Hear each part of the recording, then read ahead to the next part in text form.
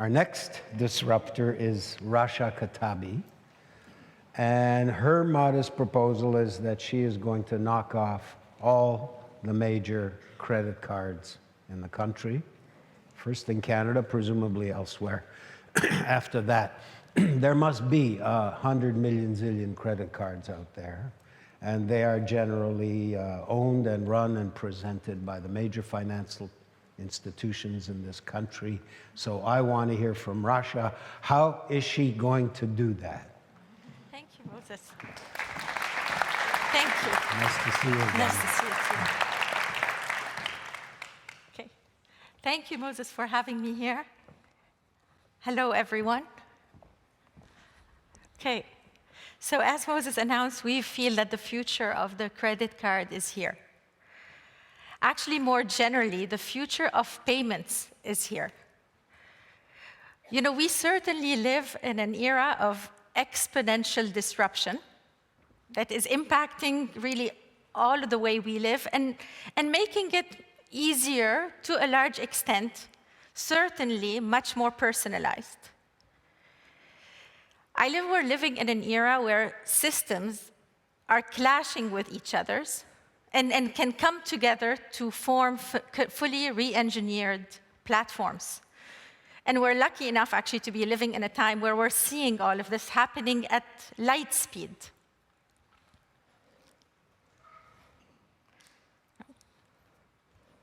Great. So digital and mobile first are really table stakes. We want to be able to take for granted that whatever our means of payment is, or whatever our credit card is there for us and will show up on whatever platform or smartphone or tablet or computer or wherever I am in the world. And we certainly don't want to feel or expect that we have to either buy an iPhone, or it has to be a Google Pay, or it has to be a Samsung, and we're gonna have to feel obliged or even a hostage to an ecosystem that might not really fit us. So from our perspective, we believe that payment systems and payment experiences, like everything else, follow our lives. I certainly don't wake up in the morning, I'm sure like none of you, with the intent of banking and spending time on banking. I wake up with the intent to live my best life, and I want all of my means of payments and experiences to effectively be where I am, and not the other way around. Consumers, I believe, are really demanding this, and that demand with the newer generation is almost assumed. But the financial system is a little bit lagging still in that respect.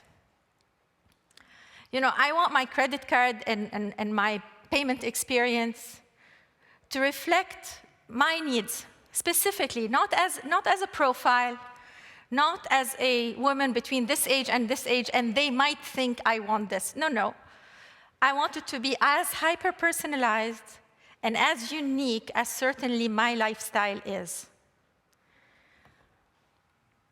What that means is that ideally, we would like to expect that all seamlessly, within our same means of payment, the best deals that may fit us and suit our needs are there, highlighted really for us, whether they're deal or rewards or discounts or experiences, that is going to make me happy and that is relevant to me at this point in time. I also want this payment experience to be kind to me. So I want it to remind me of what I need to do today and what I should be doing to actually maximize the value of the money that I work so hard for. And where can I find this maximized value that is relevant to me and to my needs around me today? Whether I am close to my home or whether it is that I'm traveling halfway across the country for a meeting that I needed to leave at 4 a.m. for. So it would be really nice to have something that makes me happy in the middle of the day, and something that's relevant to me where I actually was there at exactly 12:15 p.m. I also wanted to remind me of where I'm at on those decisions that I've made for myself, and the budget of where I really tried to maybe have my groceries done and not order out so much, and maybe cook at home and send me those recipes that are based on my preferences, based on where I usually actually and what I order, where I usually eat and what I order. Wouldn't that be most wonderful and most seamless? Because most certainly, in this day and age, I don't know about you guys, but I think that we don't have all of this mind space and all of this energy to actually go and look out actively, because there are really great deals and things that are relevant for us. But when do we have time to go there and find them and locate them and understand how we're going to get there and what should we take with us? Is it a coupon? Is it a QR code? Where can I go? And are they going to understand me? And now I'm with friends, and is this going to be too complicated to actually take advantage of? In this world, I would think that I just want to be paying with my credit cards and the rest takes care of itself. Retail and e-commerce, I think, led the way. And they're not perfect. There's certainly a long way to go still. But globally, I can be shopping from my home or from my couch anywhere in the world, and it feels a little bit more personalized to my needs. From a financial payment platform, we still were far away from a fully globally open ecosystem. Those rewards and those deals and et cetera, it's not only Toronto or Canada, but I could be traveling. And I could be traveling for an extensive period of time. Or my parents could be traveling, and I want to send them somewhere where it's relevant, and and that is really seamless in a way that I can actually deliver to them an experience at a very advantageous value, right there and then where they are. So a globally open ecosystem, as opposed to closed loops and closed coalitions that force us to look at only this subset of potential interests and potential offers that may or may not fit us and may or may not be easy to actually access. It is no surprise that in Canada alone, there is $16 billion in unused reward points. That is the value that each of us supposedly we were promised it, and it was there based on our economic activity, so we generated it. But it's sitting there, unused, because it's a bit clunky, because it's not relevant, because it's divided up in so many different small pockets that it really doesn't add up to much. And certainly, it's not worth our time or our effort to go and unearth it for ourselves.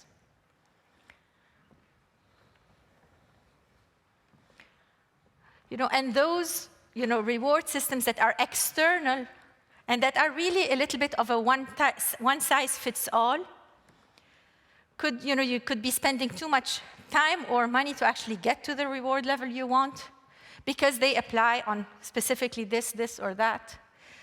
There's not enough value effectively that is getting transferred because there's so much friction between merchants that want you there and want your business, and the many various levels and layers before it actually gets to you at a very diluted value. And 31% say rewards are not relevant and not personalized. So it's there, but I really don't want a Bose speaker. I already have sort of my music set up that I'm quite happy with. So personalized an ecosystem is beneficial, and we believe that is the way to actually unlock exponential value for each of us. Not only is it personalized to the consumer, it's also personalized to the merchants. So a system where merchants can actually send me or you or someone else in the audience an offer that suits them. And it's because, from the merchant's perspective, we represent their specific, ideal consumer profile or ideal customer. Or they know that it's now third or fourth or fifth time that we came back to them, and it would feel really great not to be treated like the first guy through the door. Him and I are both going to get a 15% discount. It would be great to recognize that, I'm a valuable patron. And actually, merchants want to do that. They want to recognize their most valuable patrons because most of their business relies on, us coming back to them, and much less on the passerbys, on the basically one-time users. But right now, the system doesn't even allow them to sift through from a very hyper-personalized perspective to make these determinations and actually give to their best customers their best deals. We also believe that, once you have all of your rewards, they really should all sit in one spot. The fact that I have $5 here and a $10 here, it's never going to add up to anything. So this is why I usually leave them. And they're somewhere in another purse or in another drawer, or I really have lost track of them. So having them all in one spot, again, on your same credit card, and now they can be redeemed on anything. Yes, anything, anywhere in the world. Not only that, now merchants also, when you want to use your rewards, can say, hey, if you come to me in my lull period, or between this time and this time, or in this month, I'm going to make your rewards worth even more. I didn't have to go anywhere else. I didn't have to go look on another website and print another coupon. And I just had to use my same means of payments. I didn't even have to know that this was there. I'm just living my life, and the best optimized solution is coming to me every minute of the day. So we believe really in an open, borderless system, open, borderless credit card and payment ecosystem, and fully integrated, seamless loyalty ecosystem that spans all of the merchants that may be relevant to you in different parts of the world, whether it is Iceland or Australia or right just here, right downtown Toronto. It's the only way that these are relevant, and they will be, and this payment platform can actually offer us the best value and the best lifestyle and the best experience, and allow us to live our best life depending on our personal, life choices. Thank you. That's really the world we're hoping we're building.